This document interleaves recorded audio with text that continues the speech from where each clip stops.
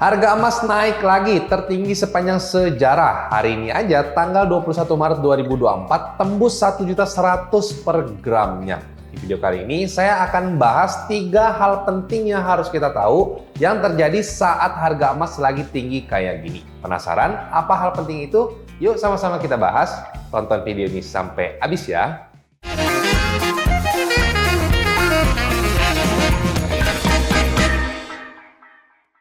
Halo semuanya, selamat datang di channel Halo Emas bersama saya Willy. Di video kali ini kita akan bahas 3 hal penting yang terjadi saat harga emas lagi naik kayak gini. Nah, kalau misalnya kita ngelihat harga emas nih ya, lagi naik kayak gini. Mungkin kita udah lihat di berita atau di artikel atau di online, harga emas ini lagi tinggi-tingginya. Mau itu satuan US dollar atau satuan rupiah. Nah, per hari ini aja saya cek satuan rupiahnya itu udah di 1.100.000 lebih per gramnya. Itu udah tinggi banget. Tahun-tahun sebelumnya mungkin kita masih kali harga emas itu masih 900-an, masih 800-an. Sekarang harga emas udah kalinya udah 1 juta lebih. Udah kayak tinggi banget gitu ya. Nah, jadi di video kali ini saya mau bahas 3 hal penting yang terjadi saat harga emas lagi naik ini. Dan mungkin dari kalian ini banyak yang nggak tahu. Hal yang pertama, harga emas dunia dan harga emas lokal itu bisa berbeda. Loh bang, maksudnya gimana? Harusnya kan namanya harga emas itu diatur sama dunia, ada satu harga. Jadi semua negara, Indonesia, Singapura, Malaysia, dan sebagainya itu acuannya ke harga emas dunia. Tapi kenyataannya nggak seperti itu. Secara teori sih iya ya.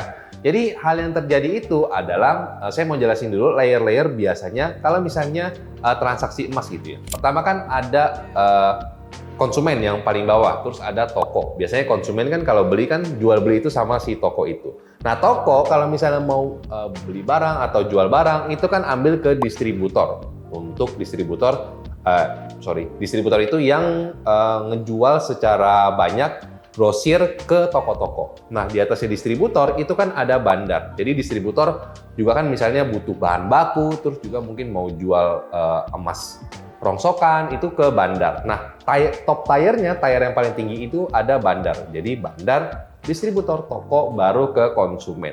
Nah, si bandar ini, tier yang paling tinggi, itu kan juga punya kepentingan.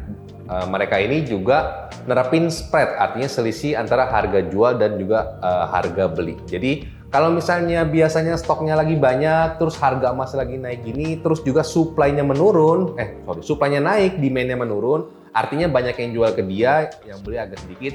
Jadi biasanya harga terima itu diturunin sedikit, selisih mungkin sekitar 10.000 sampai 20.000. Jadi karena mereka juga punya kepentingan, terus juga stoknya lagi banyak, terus juga mereka juga cari untung dari transaksi ini, ya udah pasti mereka agak mainin harga sedikit, walaupun nggak bisa terlalu banyak. Makanya itu kalau misalnya harga-harga lagi sensitif, harga-harga lagi nggak stabil kayak gini, misalnya naik tajam banget, terus juga turun tajam banget, biasanya si bandar ini bakal nerapin harga sesuai kepentingannya mereka. Nah, kita sebagai toko dan konsumen itu ya nurut-nurut aja dan cuma bisa ikutin harga bandar. Hal yang kedua, spread emas atau potongan jual beli emas itu biasanya akan meningkat kalau misalnya harga emas lagi nggak stabil kayak sekarang ini. Tadi hal yang pertama udah buktiin ya bahwa kalau misalnya bandar itu biasanya spreadnya kan juga naik, terus juga harganya agak beda sedikit dari harga dunia. Nah itu menyebabkan juga toko atau toko-toko emas yang ada di Indonesia ini jual ke konsumen atau beli ke konsumen itu juga biasanya spreadnya itu juga meningkat. Terus juga selain toko emas, saya juga ada lihat beberapa merek logam mulia seperti Antam, terus juga ada Galeri 24. Mereka itu kan transparan ya. Harga beli dan harga jualnya itu terpampang jelas di website mereka. Hasil penelitian saya, penelitian abal-abal itu biasanya spreadnya itu juga meningkat sekitar 10% sampai 20%. Kalau misalnya harga emas lagi nggak stabil. Emas digital pun juga seperti itu, apalagi kalau misalnya merek Pegadaian digital itu mereka spreadnya itu juga bisa naik banget. Tertinggi itu saya pernah cek di 8%, padahal normalnya itu cuma di 3%-an aja. Hal yang ketiga, sistem karatase toko emas itu berbeda dengan karatase SNI. Kalau misalnya toko emas, sistem karatasenya di daerah saya nih ya, di daerah Tangerang, itu biasanya emas dua-duanya di sekitar 30%, 37,5%, atau 42%. Sedangkan kalau dua-tiganya itu di 70-75% dan emas 24-nya itu di 90% sampai 99%. Ini kan melenceng jauh ya, padahal kalau misalnya kita mengacu ke SNI, 24 karat itu minimal 9-nya 3 kali sampai 9-nya 4 kali, 99,9%. Nah ini yang juga harus kita ketahui karena saat kita membeli emas 24 dan berharap harganya itu sudah tinggi gitu ya.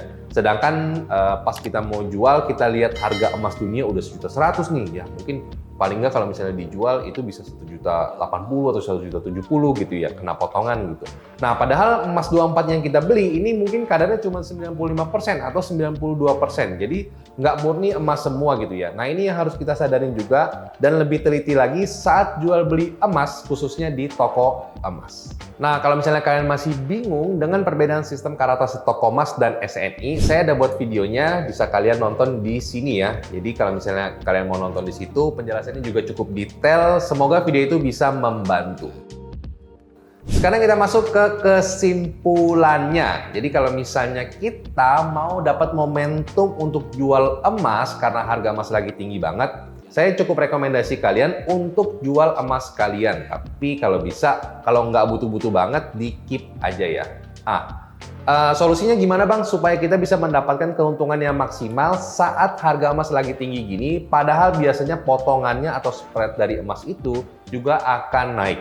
Yang pertama itu adalah kalau misalnya logam mulia, kalian itu bisa bandingin ke beberapa toko emas. Karena harga terima toko emas itu biasanya bisa berbeda agak jauh kalau misalnya harga emas lagi tinggi kayak gini. Jadi saya saranin kalian untuk cari perbandingan antara jual ke brand aslinya atau jual ke beberapa toko emas supaya bisa dapat harga yang paling tinggi.